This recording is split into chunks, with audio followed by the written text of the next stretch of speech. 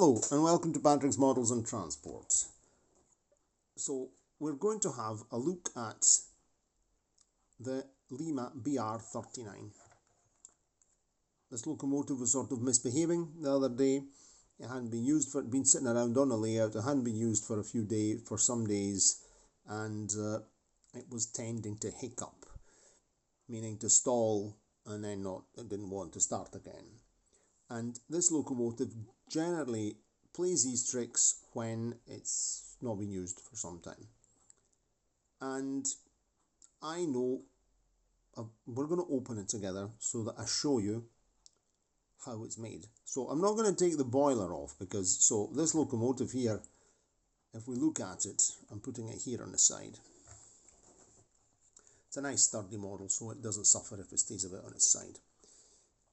So you can either remove the base plate, and then you can remove the boiler from the frames, from the chassis. You can see that the Lima G-type ring-filled motor is inside the smoke box. There's the brushes, brush contacts. But in this case here, we're not going to be opening. We don't need to work on the motor. The motor's very efficient. I had a wee look at it and now just to spied in there to see what state the commutator's in. It's clean enough. I mean, of course, it's got some dirt from the carbon brushes, but that's normal. I mean, if you use it, but it's working very well, very smooth running. So there's absolutely no need to open the motor. I mean, Lima motors, you'll notice when they start not working, they start drawing a lot of electricity, and so the motor is in perfect condition. We're going to remove the base plate and have a look at the state of the zamak ballast, which is also the contact plate. Because, pardon my hands, here we are. If we want to get into this locomotive, so this locomotive here, okay, the extra light is needing plugged in, so we're not going to have it. We'll only have it when we really need it. This is a big locomotive and I'm trying to make sure that you can see what I'm doing. So we're going to just rely on this normal bulb here. We'll be doing this video probably in more installments because it's plenty of work to do here. So if we want to open this locomotive, so this locomotive picks up, of course, as in typical Lima style.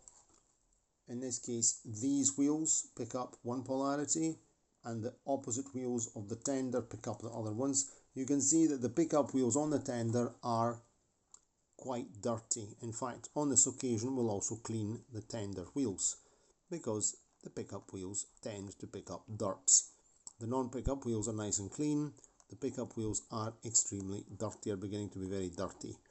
Of course, my track gets dirty, dust, dirt, especially from plastic wheels. I've got stock that has plastic wheels as well, and so I've been cleaning the track as we've been running the railway in this period. But of course, I had put this locomotive here away with clean wheels, so this just shows how much dirt you can pick up, in particular from old steel track like I have. I have very few sections in nickel silver that tends to oxidize and so on, but we'll clean them. That's another job. So this is a tender.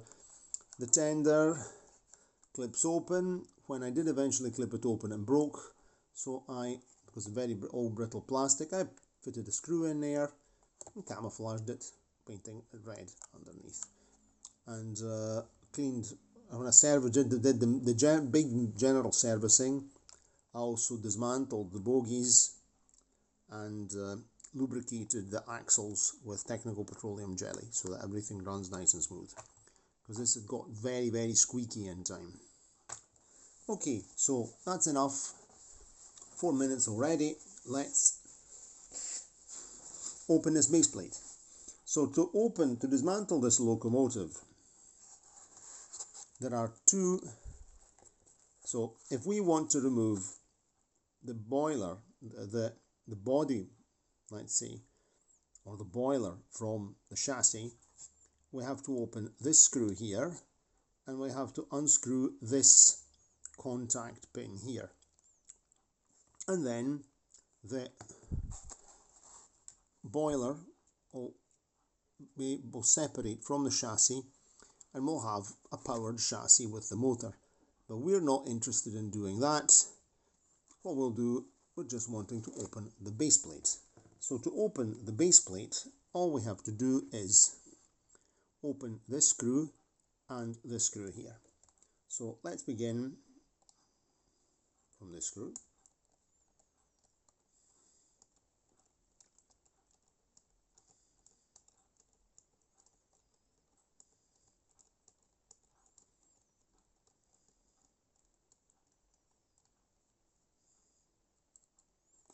So tonight we're going to actually carry out a survey of the general conditions, and we'll do the cleaning and lubricating in another video because it's already late. We have another screw, sorry, there are 3 screws to get in.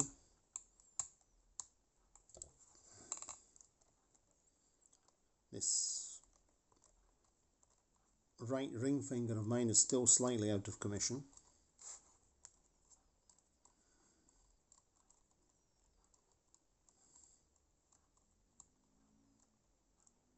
Okay, another screw out the road, and then we have to remove this screw, the rear pony truck screw. Of course, I've got my bit, the bit is too thick, let's get a thinner one, and we'll open this screw here with the rear pony truck. Okay.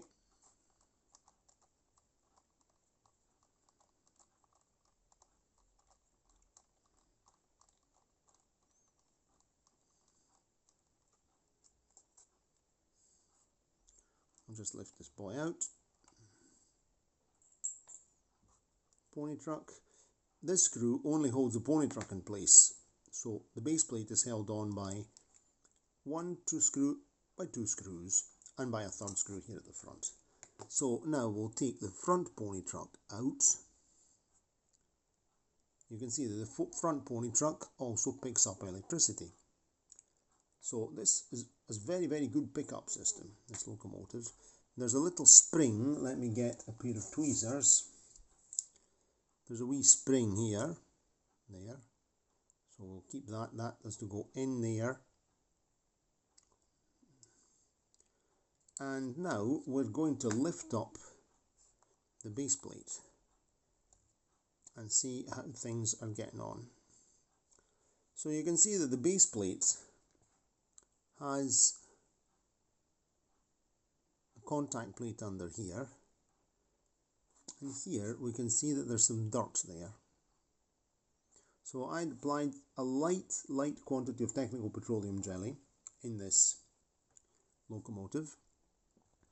You can see that it's still greased, it's still, if I take the camera and go more vertical, or even better, if I bring the locomotive closer to the camera, which might be a better idea, you can see that the axles, let me get this as a pointer, these axles are still, these axles sit in the plastic axle boxes. This is a drive wheel, this is a drive wheel, okay.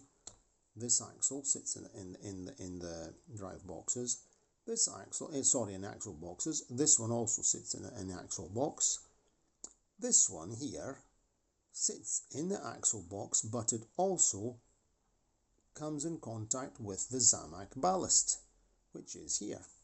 So, and in this case, we can see that the technical petroleum jelly is nice and transparent. It's not got gunky, it's very, very nice. Here it's a bit white, a bit dirty. Why is that? Let's have a look. Oops, that's me knocking the phone on the floor.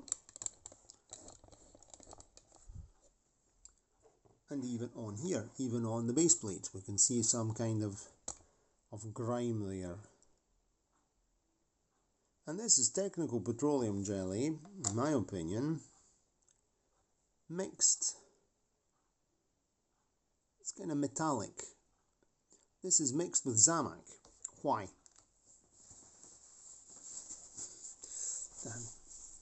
Wash my hands well afterwards after fiddling around with zamak. Because this very front axle here, which I'm now going to lift out, as you can see, this front axle is in contact with the zamak plate, ballast plate. Why? Because it picks up electricity, and then the electricity, so all the wheels pick up, and they all pick up, and they're in contact with this spring plate under here, which spring plate also feeds the front axle. Okay, so this was fitted exactly like that. So let's reinstate this axle like that, like so.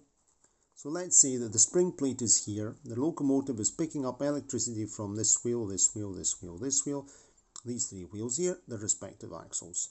The respective axles are in contact with the spring plate. You can see that they're lubricated. These axles here are not in contact with the zamak. Now I'll lift another two up. I'm very careful with this stuff here. Valve gear, I don't want things to fall to bits. But as you can see,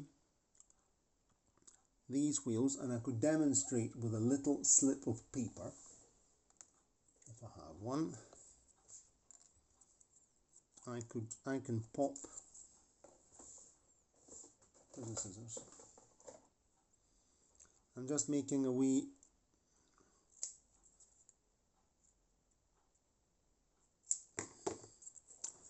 if you see here, I can stick this under the axle, even there, no? So they pick up the electricity, and this is live with a polarity, and so they all feed it along here, and then this wheel here transmits the current to the zamak block, and this zamak block, there's a spring contact behind it that goes up to the main contact of this polarity.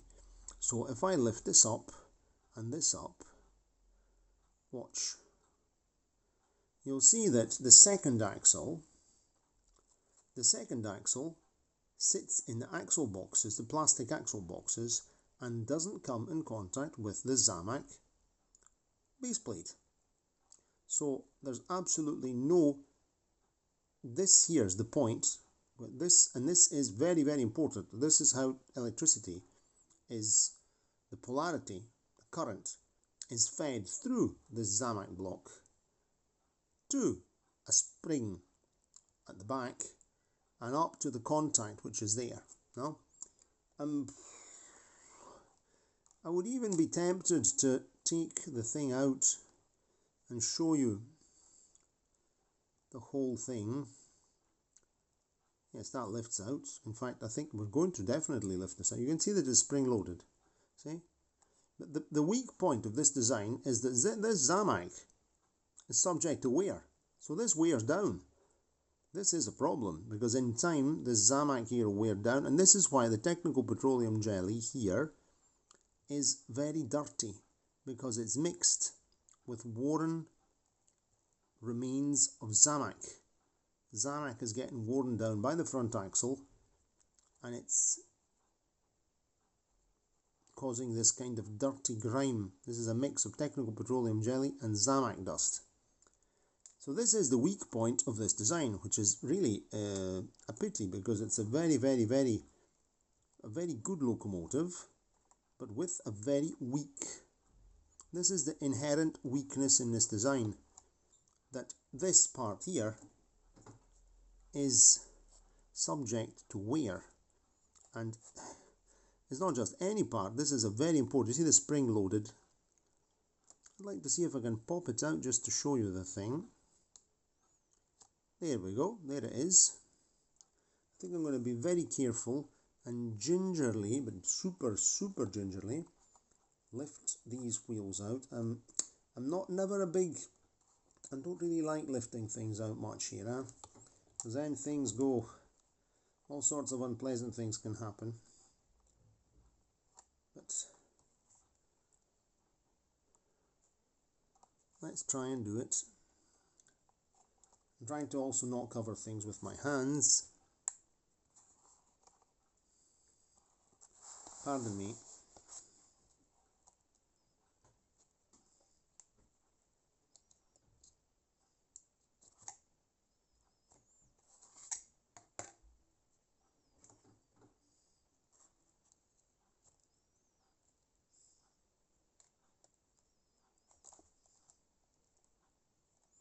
Look, you're going to have to trust me. I don't want to take this out completely because I don't want to have to re-quarter all the wheels. But if you look in there, I've had this thing out, so why is it not coming out? The thing.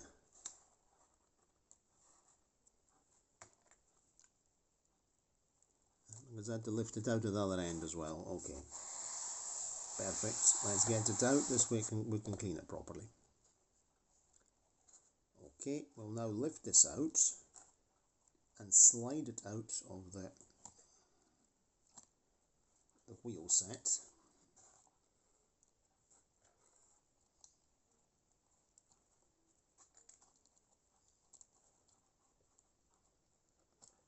Oh, wait, because I want to clean this thoroughly.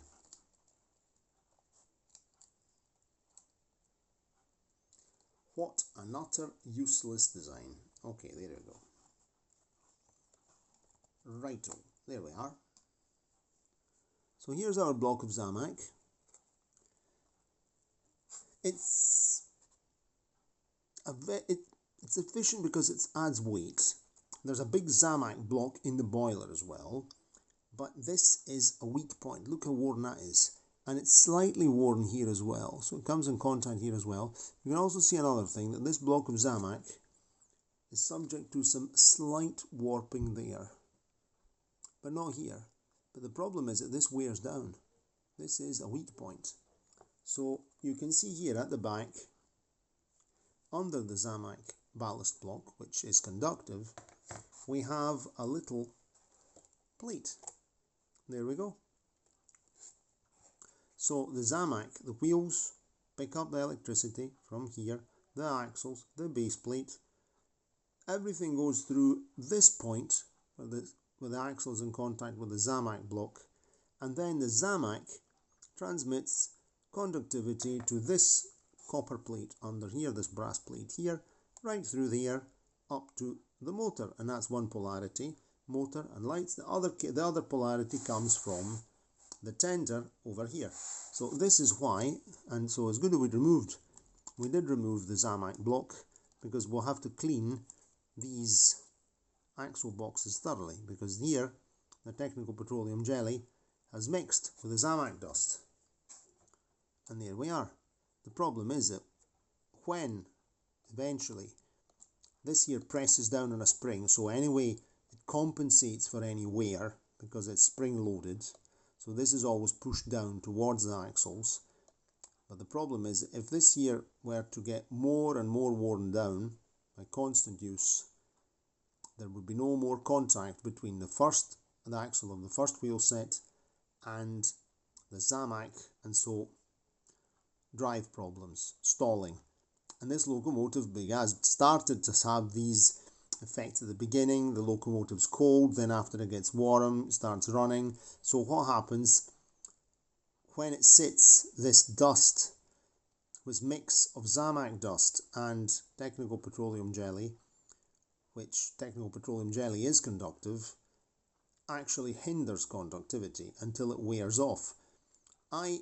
Lima never lubricated its locomotives, never any grease. They say, no, they don't require lubrication, but this here is definitely a point that needs lubricated. So technical petroleum jelly protects this zamak, but this is a locomotive that requires maintenance. Not so much to the motor, but to this weak point here. And this applies to the BR39, and it also applies to the SNCF 141R, which has the identical chassis. So this, we're going to have to clean it. In the meantime, I'm popping the wheels back in. Everything's quartered well, and then it's a Lima, so no bother there. okay, quarters itself. Okay, so that's that done for the moment. Episode 1. I couldn't remember how to take this blighter here out. Now it's out, and we can clean it very well with the usual stuff, lighter fluid. Might even I'll also use some contact spray on here and give it a really good clean under here as well, so that there's as least oxidation as possible, and then get it refitted. And it's easy, the front's over there. Okay, I'm gonna go and wash my hands thoroughly after playing with this stuff here that probably contains lead. Okay, cheerio, and see you next time. Ciao ciao.